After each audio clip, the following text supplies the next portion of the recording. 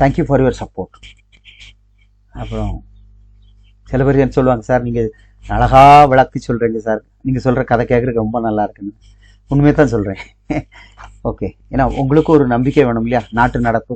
நாங்கள் இந்த மார்க்கெட்லேயே இருக்கிறதுனால ஒரு நாளைக்கு எத்தனை கால்ஸ் சந்திக்கிறோம், எத்தனை பேர்கிட்ட பழகிறோம், ஒவ்வொரு நாட்டுக்குள்ளே என்னென்ன சம்பவம் நடக்குது எல்லாம் எங்களுக்கு தெரியும். அதனால் அந்த அனுபவத்தை வச்சு உங்கள்கிட்ட பேசுகிறேன், அவ்வளோதான்.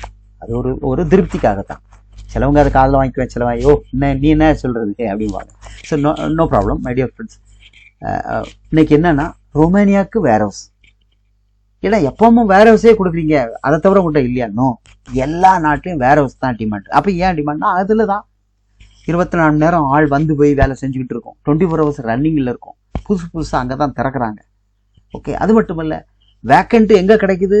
வேர் ஹவுஸில். அங்கே தான் ஒர்க் பெர்மிட்டும் கிடைக்குது. ஓகே, ஒர்க் பெர்மிட்டில் போகிறாங்க, இல்லைன்னா சீசனபிள் ஷார்ட் டர்ம் அதில் போயிடுவாங்க. போகிறதுக்காகத்தான்.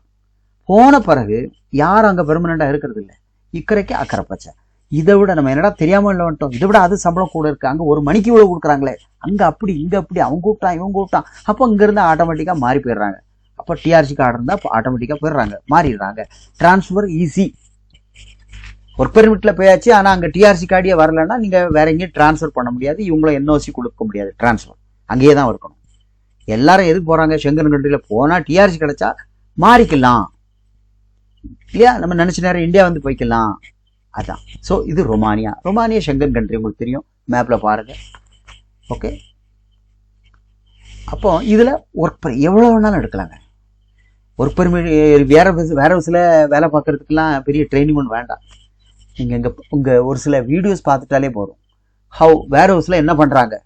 அப்போது அமேசான் வேர் ஹவுஸாக இருக்கட்டும், எங்கேயா இருக்கட்டும், ஒன்றும் இல்லை, அது ஒரு நாள் உள்ளே போயிட்டு வந்தாலே அங்கே என்ன பண்ணுறாங்கன்னு தெரிஞ்சு போயிடும். இல்லை வேலை பார்த்தவங்கள்ட்ட கேட்டாலே தெரிஞ்சுக்குவான். ஓகே, ஒன்றுமே தெரியாதவங்களுக்கு தெரிஞ்சவங்க ஒரு நாள் கூட இருந்தாலும் போதும் கற்று கொடுத்துலாம், இது இப்படி பண்ணணும், தட்ஸ் ஆல். அப்புறம் கிறங்கிட்டு இருப்பாங்க, அங்கே உட்காந்து ஓபியெல்லாம் அடிக்க முடியாது, டைம் பாஸே பண்ண முடியாது, அவ்வளோ ஒர்க் இருக்கும், ஓடிக்கிட்டே இருப்பாங்க. 12 மணி நேரம் வேலை செஞ்சுட்டு அப்பாடா இனி அதுக்கப்புறம் வேற எங்கேயும் போய் ஓவர் டைம் பண்ண முடியாது. அப்படியே ரூமில் போயிட்டு இப்போ ஏதாவது சாப்பிட்டு படுத்தோமா நல்லா தூக்கம், அடுத்த டியூட்டி டைம் வந்துடும். அப்படி தான்.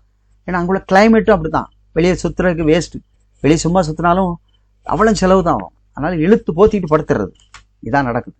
ஸோ அது இப்போ பாருங்கள், இது கம்ப்ளீட்டாக வேர் ஹவுஸில் என்ன பேக்கிங், வேர் ஹவுஸில் ஹெல்ப்பர், கொஞ்சம் கம்ப்யூட்டர் நாலேஜ் உள்ளவங்க டேட்டா என்ட்ரி பண்ணுவாங்க. பார்சலை தரம் பிரிப்பாங்க இல்லையா, இந்த போஸ்ட் ஆஃபீஸில் பார்த்துருப்பீங்க, ஊர் வயசாக ஒரு சாக்குள்ளே போடுவாங்க. அதே மாதிரி இங்கே பார்சலை பிரித்து வைப்பாங்க, இது எங்கே போகிறது அது எங்கே போகிறது அப்படின்னுட்டு.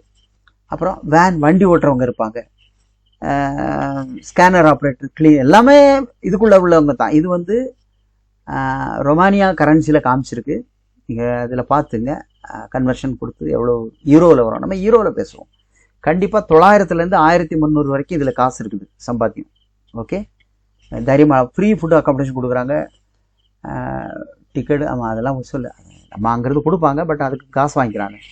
விசா ப்ராசஸ் 1 மாதத்துல வந்துடுது இவங்ககிட்ட. ரொமானியாவுக்கு ஒர்க் பெர்மிட்டு 25 ஒர்க்கிங் டேஸ், நம்ம லீவ் சனி ஞாயிறு கணக்கு பண்ணி பார்த்தீங்கன்னா ஒரு 35 டேஸில் வந்துடும். ஏஜ் 50 வயசு வரைக்கும் எடுக்கலாங்க. 8 ஹவர்ஸ் டியூட்டி ப்ளஸ் 2 ஹவர்ஸ் ஓட்டி எல்லாம் சேர்த்துக்கு தான் இந்த காசு. அப்போ 8 + 2 10, 11 மணி ஆகிப்படும். 6 நாள் ஒர்க்கு, 1 நாள் லீவு. குவாலிஃபிகேஷன் 10th பாஸ் இருந்தால் போதும், கொஞ்சம் குட் லுக் இருக்கணும், இங்கிலீஷ் ஸ்பீக் இருக்கணும், மேல் ஃபீமேல் தாராளம் போகலாம். ஓகே, இது வந்து ஆக்சுவலி பெர்மிட் 1 இயர் தான் வரும். நம்ம அடிச்சுட்டு போட்டால் அது 1 இயர் ரெனியூவல் பண்ணிக்கலாம். கேன்சல் ஆகி ஊருக்கு ஒன்றும் அவசியம் கிடையாது. அங்கே ட்ரான்ஸ்ஃபர் டிஆர்சி கிடச்சிருந்தா அதெல்லாம் நம்ம அப்புறம் விளக்கி சொல்லுவோம். ஓகே மை டியர் ஃப்ரெண்ட்ஸ், ரொமானியாவுக்கு ஒர்க் பெர்மிட் பண்ணலாம். இது வந்து ரேட்டு, இதுக்கும் அட்வான்ஸ் வாங்கலை, இப்போல்லாம் நாங்கள் முடிவு பண்ணியிருக்கோம்.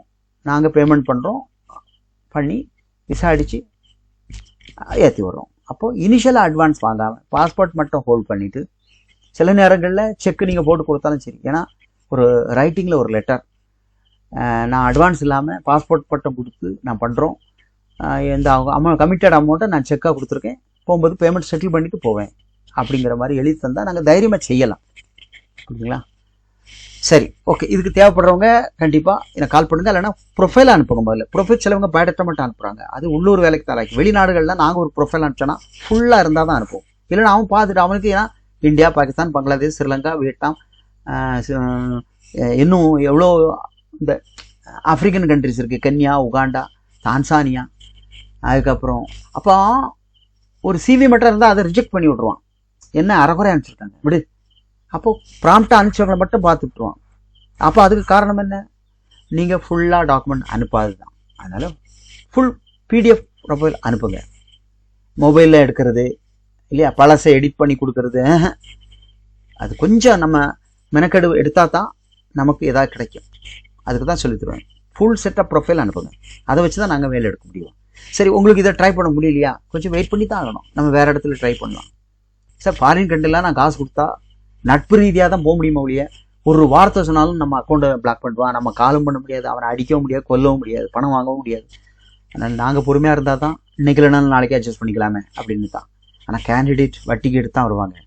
வெளிநாட்டுக்கு போகிறவங்க எல்லாருமே கஷ்ட காலத்தில் தான் போகிறாங்களே ஒழிய யாரும் காசு வச்சுக்கிறது இல்லை. அப்போ கடனோடனே வாங்கி தந்தாலும் அவங்களுக்கு அது இழந்து போன மாதிரி ஒரு ஃபீலிங், விரக்தியை பார்க்குறோம். பட் இந்த தொழிலில் அப்படி தானே இருக்குது இல்லையா? எங்கேயாவது கொடுத்தா இது சர்வீஸ். நம்ம எந்த அளவுக்கு வெளியே நம்ம நட்பு மெயின்டைன் பண்ணுறோமோ அப்போ தான் விசாக்கள் வரும், இவ்வளோ ஏற்றி போக முடியும். அதுக்கு தான் நாங்கள் முயற்சி பண்ணிட்டு இருக்கோம். இதை புரிஞ்சுக்கிட்டு எங்களுக்கு கோஆப்ரேட் பண்ணுங்கள். இது வரைக்கும் பண்ணதுக்கு நன்றி. மேற்கொண்டு அடுத்த வேகன்சியில் சந்திப்போம். கண்டிப்பாக ஃப்ரெண்ட்ஸுக்கு ஷேர் பண்ணுங்கள். தேங்க்ஸ்.